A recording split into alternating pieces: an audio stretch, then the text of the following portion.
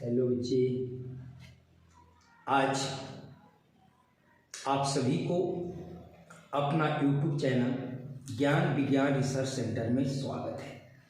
बच्चे, आज हम भौतिक विज्ञान से लेंस से संबंधित बहुत ही महत्वपूर्ण परिभाषाओं को लेकर आए हैं। बच्चे, ये परीक्षाएं हर प्रकार के प्रतियोगिता परीक्षाओं में आवश्यक रूप से पूछता है।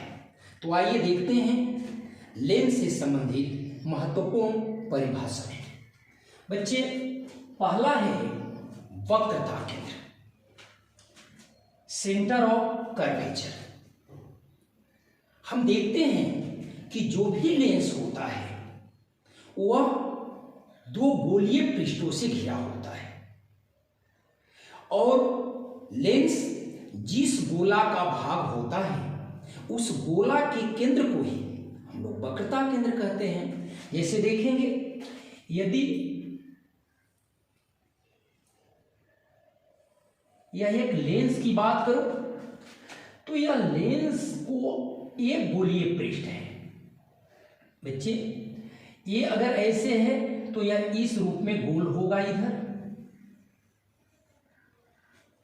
तो निश्चित है कि इसका वक्रता केंद्र इधर होगा। और इसको यदि हम गोले के भाग को यदि हम इस तरह से गोल करें तो इधर भी वक्रता, इधर भी आपका गोला का केंद्र बनेगा। अतः इस गोले के भाग का केंद्र इधर तो C1 और इस गोले का भाग इधर तो इसका केंद्र इधर होगा। अतः लेंस में दो वक्रता केंद्र होते हैं। उसी प्रकार यदि हम इस अवतल लेंस की बात करें, ध्यान देंगे बच्चे, तो यह जो अवतल लेंस है यह भी इधर एक भाग गोल होगा और एक भाग इधर भी गोल होगा। तो इसका केंद्र इधर होगा और इसका भी केंद्र इधर होगा। मतलब उत्तल लेंस में भी दो वक्रता केंद्र और अवतल लेंस में भी दो वक्रता केंद्र। इसलिए मैंने वक्रता केंद्र को परिभाषित किया कि लेंस जिस गोले का भाग होता है, लेंस जिस गोले का भाग होता है उस गोले के केंद्र को वक्रता केंद्र कहते हैं। तो लेंस में कितने वक्रता केंद्र हुए? दो, एक C1 और एक C2। अब चलते हैं बच्चे प्रधान अक्ष। ये प्रधान अक्ष क्या है? अभी हमने देखा कि ये लेंस में दो वक्रता केंद्र होते हैं और उन वक्रता केंद्र के मिलाने वाली रेखा ही एक प्रधान अक्ष होगा। जैसे कि देखिए, यह एक लेंस हुई तो इसका वक्रता केंद्र इधर हो जाएगा और इसका वक्रता, ये जो वक्र है इसका वक्रता केंद्र इधर हो जाएगा। इस गोले का केंद्र इधर तो इस गोले का केंद्र इधर, और ये दोनों को हमने मिला दिया। तो ये जो आपके वक्रता केंद्र से जाने वाली जो रेखा हुई यही जो है प्रधान अक्ष हुआ। इसको हम लोग मुख्य अक्ष भी कहते हैं। इसी प्रकार से अगर हम देखें अवतल की बात करें ऐसे, तो देखते हैं कि ये जो आपका इसका केंद्र इधर है और इसका केंद्र इधर है और इससे जो सरल रेखा जाएगी यही आपका क्या होगा? प्रधान अक्ष होगा। तब हमने लिखा कि लेंस के वक्रता केंद्रों से होकर जाने वाली रेखा को प्रधान अक्ष कहते हैं या फिर मुख्य अक्ष कहते हैं। तो ये जो सरल रेखा हुई यही प्रधान अक्ष हुआ या मुख्य अक्ष हुआ। ठीक है बच्चे, अब हम चलते हैं फोकस। फोकस क्या होता है ये भी बहुत महत्वपूर्ण है। फोकस के बारे में समझेंगे। जब कोई भी लेंस पर मान लेते हैं यह उत्तल लेंस है, और इस लेंस पर ये जो प्रधान अक्ष हुआ, इसके समानांतर जब प्रकाश की किरणें चलती है तो यह प्रकाश अपवर्तन के बाद प्रधान अक्ष के जिस बिंदु से होकर गुजरेगी, ऐसे गुजर गई, अगर इधर से चलता है तो ऐसे गुजर गई, तो यही इसका फोकस होगा। इसी प्रकार से यदि हम अवतल लेंस की बात करें,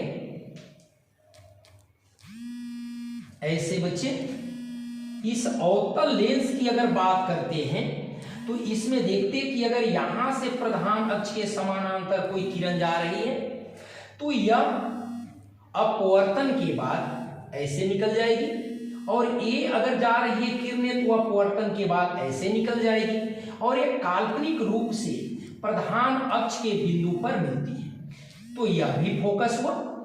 ठीक है बच्चे, तब मैंने लिखा कि लेंस के प्रधान अक्ष के समानांतर, लेंस के प्रधान अक्ष के समानांतर आती हुई प्रकाश किरण अपवर्तन के बाद प्रधान अक्ष के जिस बिंदु पर मिलता है या फिर मिलती हुई प्रतीत होती है, उसी बिंदु को हमने क्या कहा, फोकस। तो इसमें देख रहे हैं कि जो फोकस है वह वास्तविक है, और इसमें जो फोकस है वह काल्पनिक है। अतः फोकस वास्तविक होगा भी और काल्पनिक होगा भी आवश्यकता अनुसार। तो देखिए बच्चे, फिर चलते हैं हम लोग प्रकाशीय केंद्र की ओर। ये प्रकाशीय केंद्र क्या होता है बच्चे?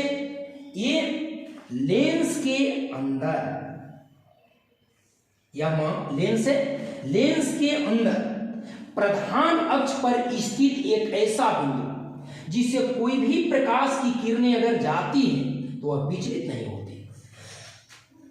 ये लेंस है और इसके अंदर में प्रधान अक्ष पर स्थित एक O बिंदु है।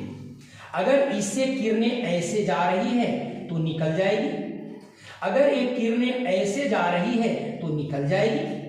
तो ये जो बिंदु हुआ ना, यही हुआ प्रकाशीय केंद्र। इसी प्रकार यदि हम इस लेंस की बात करें तो इसके अंदर में भी प्रधान अक्ष पर स्थित एक बिंदु O है। अगर इससे किरण जाती है तो ये भी निकल जाएगा, और ऊपर से किरणें आती है तो ये भी निकल जाएगा। अगर विचलित नहीं होता है तो यही जो बिंदु है वह बिंदु प्रकाशीय केंद्र कहलाएगा। तो हमने लिखा है कि लेंस के अंदर, कहाँ, लेंस के अंदर प्रधान अक्ष पर स्थित, ये प्रधान अक्ष पर स्थित वह बिंदु जिसे जाने वाली प्रकाश किरणें विचलित नहीं होती है। ठीक है बच्चे, मतलब किधर भी मुड़ती नहीं है, जो जिस दिशा में जा रही है निकल जाती है। इसे O से सूचित किया जाता है। अब हमें जानना है फोकस दूरी। तो हम देख चुके हैं बच्चे फोकस। मान लेते हैं, फिर से हम ये चर्चा करते हैं कि यह एक लेंस है और इसके प्रधान अक्ष के समानांतर कोई किरणें आ रही है, और ये अपवर्तन के बाद यदि फोकस से लौट गया, ये प्रकाशीय केंद्र हो गया और यह फोकस हो गया। तो इसके बीच में जो दूरी होगी ना, यही फोकस दूरी होगा। मतलब कि मैंने लिखा प्रकाशीय केंद्र और फोकस, प्रकाशीय केंद्र और फोकस के बीच की दूरी को फोकस दूरी कहते हैं। इसी प्रकार अगर इसमें देखूं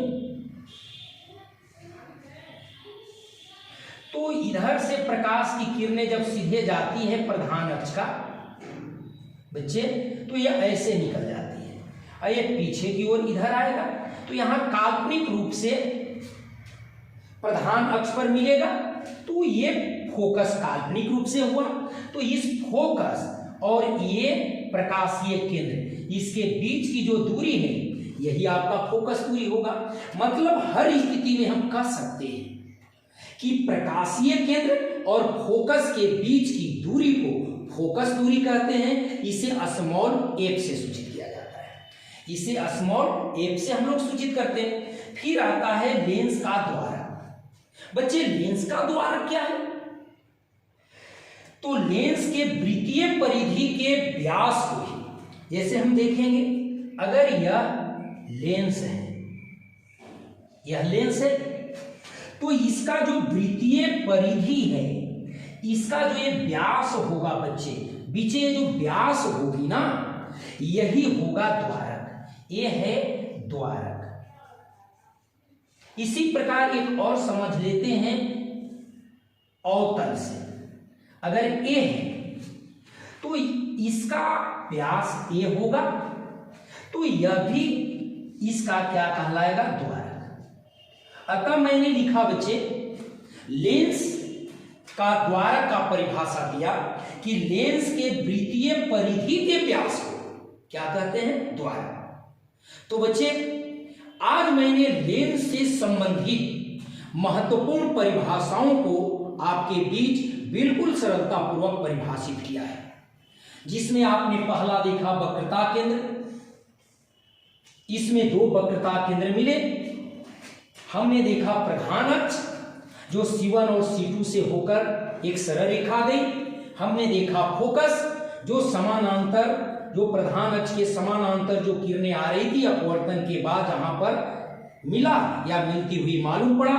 फिर हमने देखा प्रकाशीय केंद्र जो यहां आपने O को देखा, और इसके बाद फोकस दूरी, प्रकाशीय केंद्र और फोकस के बीच की दूरी, और एक लेंस का द्वारक जो आपने देखा कि ये जो आपका वृत्तीय परिधि है उसका व्यास ही लेंस का द्वारक हुए। तो बच्चे आज मैंने लेंस से संबंधित महत्वपूर्ण परिभाषाओं को बिल्कुल सरलतापूर्वक समझाया है। यदि आपको समझ में आया, आपको ये परिभाषाएं अच्छी लगी, तो आप इस चैनल को लाइक, सब्सक्राइब, शेयर अवश्य करें। फिर मिलेंगे नए वीडियो के साथ आपकी सेवा में। तब तक के लिए धन्यवाद।